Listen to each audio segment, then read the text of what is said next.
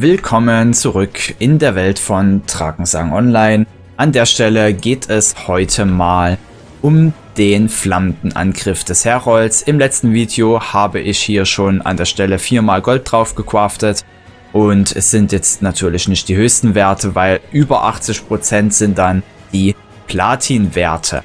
Ein weiteres Item, genauso wie in der letzten Folge, was mir einfach so random gedroppt ist, sind Attack Speed Handschuhe. Hier habe ich auch an der Stelle zwei wunderschöne Modelle, bei denen ich natürlich weiterhin probiere, dort 4-mal Platin drauf zu kriegen oder zumindest 2-mal Platin und 2-mal Gold, was auch schon besser ist als diese hier. Aber diese Handschuhe hier sind schon um 10% besser als meine aktuellen Handschuhe.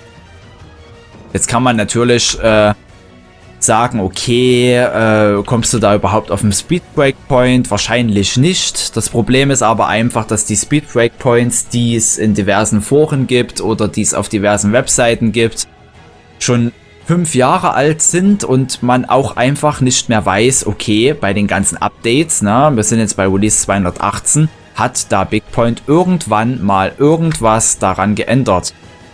Und auch hier haben wir 25 Millionen Glyphen drin. Das bedeutet, wenn ich auf Glyphenentfernung klicke, gibt es da keinerlei Trouble bezüglich, dass ich dann Deluxe bräuchte, um diese Glyphen wieder einzusetzen.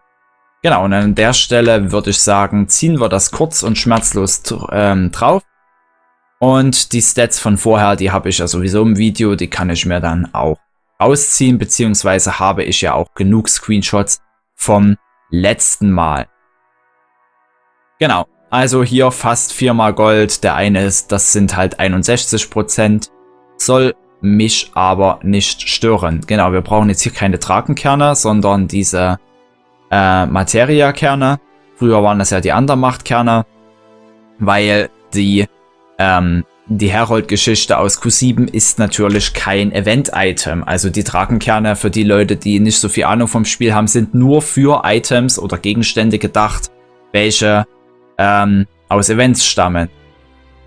Und da wir gerade von Rang 7 auf Rang 7, also wir haben keine Rangveränderung, beziehungsweise der Rang spielt hier auch keine Rolle, deswegen brauchen wir keine Steigerungskerne. Seelenkerne benötigen wir, sobald wir von einem Herold-Handschuh auf einen anderen Herold-Handschuh was ziehen wollen. Und diese tellurianischen Kerne, die sind auch bei bestimmten Rezepten, braucht man die, ich glaube bei Q3, bei bestimmten Sachen, beziehungsweise die tellurianischen Kerne, können wir gleich nochmal nachschauen.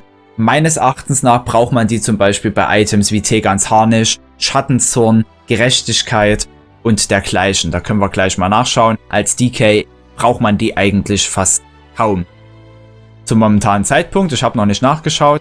Wir kontrollieren jetzt hier nochmal. Okay, das sind die alten Handschuhe. Ja, das sind die neuen. Klicken auf Kombinieren. Und ziehen die dann an. Genau, ich will ja jetzt hier auch nicht mit irgendwelchem Falschwissen oder mit irgendwelchen Behauptungen um mich hauen. Deswegen gucken wir das gleich nochmal stichhaltig nach und überprüfen meine Aussage. Genau. So, 2,696 Attack Speed. Nicht schlecht. Hier in der Waffenzieher, da kann ich noch was machen. Also nochmal 2 Gems, zwei Runen, die auf... Also hier in der Waffenzieher kann ich noch ein bisschen was machen, und zwar 2 Runen, die können noch jeweils auf 8%, das heißt nochmal 4% Gewinn. Somit wären das dann 2,7 Attack Speed, und diese Runen an sich dort, die gehen alle noch auf 10% hoch. Das heißt, dort wären dann auch nochmal 10% möglich, sodass es dann 2,8 Attack Speed final wären. Durch die Handschuhe kann man natürlich noch viel mehr rausholen, also aktuell sind es halt wie gesagt 37%, da geht es auch noch bis 45% nach oben, und hier muss man sagen, ist das Maximum schon erreicht, das sind jetzt 4 mal 16%, das ist das Höchste, was man machen kann. Natürlich könnte noch ein 5. Stein rein, aber dann müsste man hier probieren, mit allen Platinwerten auf 400 zu kommen, was relativ schwierig sein dürfte, und es hat noch den Nachteil, wenn man diesen Stein drinne behält und hat irgendwann dann 400 kritischen Schaden, dann kann man hier an der Stelle auch noch Leben drauf machen. Einmal, zweimal, sodass man als DK dann von den Steinen, die hier drin ist, nochmal mehr profitiert. Genau. Jetzt wollte ich nochmal an der Crafting Bank vorbeischauen. Und zwar die Herstellung einzigartige Legacy, das ist das Falsche. Herstellung mit marklosen Kernen. Wenn wir da mal schauen, genau bei solchen, zum Beispiel der prunkvolle durische Helm wäre eine Geschichte. Was hatte ich gesagt? Da müssen wir mal bei Torso gucken.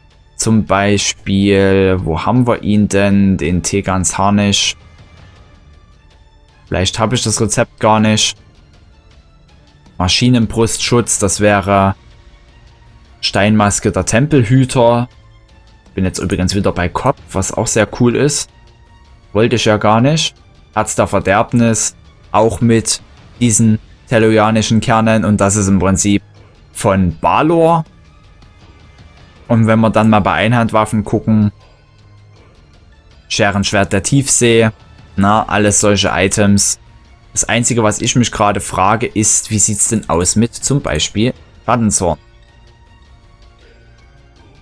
Bei Schattenzorn bietet er die Geschichte an, dass, genau, was drauf craften. Kostet Materiekerne und makellose Kerne. Okay. Tegans Harnisch habe ich momentan nicht. Das wäre theoretisch ein Event-Item eigentlich. Dafür gibt's aber, habe ich momentan kein Rezept. Das muss man sich dann halt erst kaufen.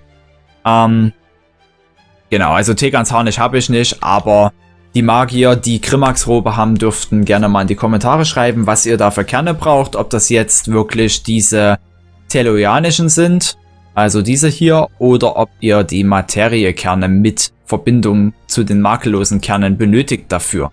Genau, und damit würde ich mich recht herzlich von euch verabschieden. Haut rein, euer Xardas.